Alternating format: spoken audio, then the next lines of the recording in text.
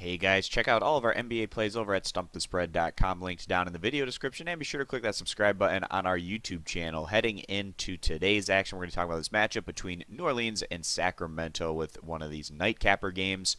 New Orleans right now, as well as Sacramento, both standing 1-3 overall. Unfortunately for the Pelicans, Anthony Davis kind of tweaked himself a little bit in his last outing. Now he's listed as doubtful for this one. We don't expect him to play. This is a guy that's been dealing with injuries on and off throughout his career. It's really unfortunate. It's kind of derailed his ability to really take the next step and become one of the top 5 players in the NBA that his talent set would likely allow him to be if he was able to be a bit more consistent in that regard. But right now the Pelicans, coming off of a 10-point loss in their last outing on the road against the Trailblazers, losing that one by a final of 10 points. Right now, standing 1-3 overall with that only win thus far coming on the road against the Lakers. And the Pelicans ranking 14th in all of the NBA in scoring average, 23rd in total team defense through those 4 contests.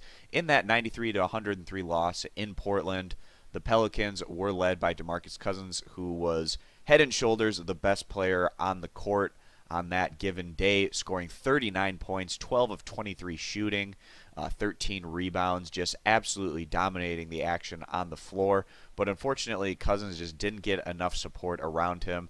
Having another starter like Cunningham play 28 minutes and score 0 points, that's just not going to be getting the job done. Holiday scoring 14 points, Etuan Moore with 8 points. So the other starters really not showing all that great in terms of their efficiency, in terms of the number of shots they're taking and making, while Cousins really trying to put this team on his back, but not able to do even enough to make things that competitive in that outing against the Trailblazers, losing by double figures. Now coming to this one here against Sacramento, one would think a more winnable game, but also you have to consider the fact that the Pelicans aren't likely to be playing their best player in this one, Anthony Davis, and also the Pelicans signing Josh Smith, who I don't have a whole lot of confidence in and what he's able to do, especially at this point in his career on a floor in a basketball game at the NBA level. We don't think that that addition is going to be all that much of a positive here for the Pelicans, but it almost seems like a desperation move, a team that isn't getting a whole lot of production out of their top guys, Cousins and Davis, so they're bringing in someone else, see if he can spark some kind of production for this group, but we just don't see that happening. Josh Smith hasn't been an effective player at the NBA level, it seems, in a very long time, probably at least 5 or so years, maybe even longer than that. So don't look for a whole lot of positives probably to come out of this signing of Smith. So switching on over to the home team here, Sacramento Kings, also standing 1-3 overall with their 1 win thus far coming on the road against the Dallas Mavericks. The Kings are coming off back-to-back road losses against the Nuggets and the Suns. This group will be a little happy to get back to their home court. They've played 3 straight road games in their 1 home game thus far. Very competitive contest against the Houston Rockets, losing that one by a final of 100-105. On the year, this Kings squad not been great offensively, 27th in the NBA in scoring average, but they have been very respectable.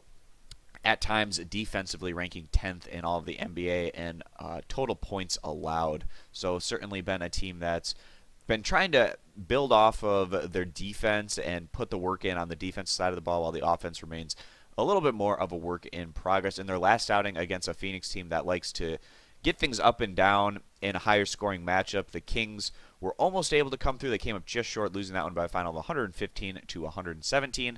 In that outing, the starters weren't able to do a whole lot for the Kings. The leading scorer in the starting lineup was Buddy Hield, who only played 17 minutes but put up 14 points.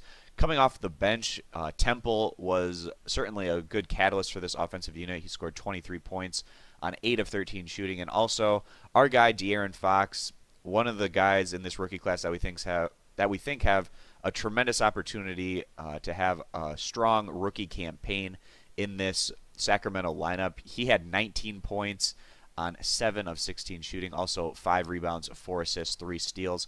He's a guy that's going to give you 100% every time he's out there on the court. I feel like if he was in the starting lineup, that would have a positive effect on this group, but maybe the fact that he's able to have success, at least early on in the season, is the fact that he has been able to go against some second units of these opponents. But Hill, the starting point guard, just hasn't been impressive at all in his outing against the Suns. Only 2 points on 0 of 5 shooting. Those 2 points coming from the free throw line. 3 rebounds, 4 assists, 2 steals in his 25 minutes of action. So you have your starting point guard with 2 points in 25 minutes and your backup point guard playing 30 minutes and scoring 19 points.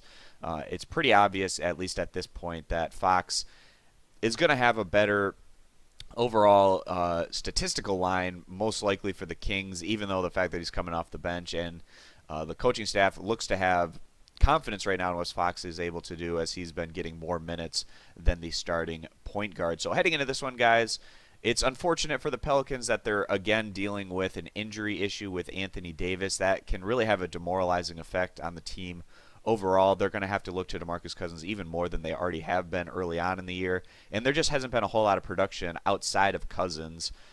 And we need to see more out of this New Orleans supporting cast before we really get on board with what they're able to do. In Sacramento, you know, they don't have the lineup that's going to have a whole lot of success in the Western Conference this year, but this on their home court, a very winnable contest here.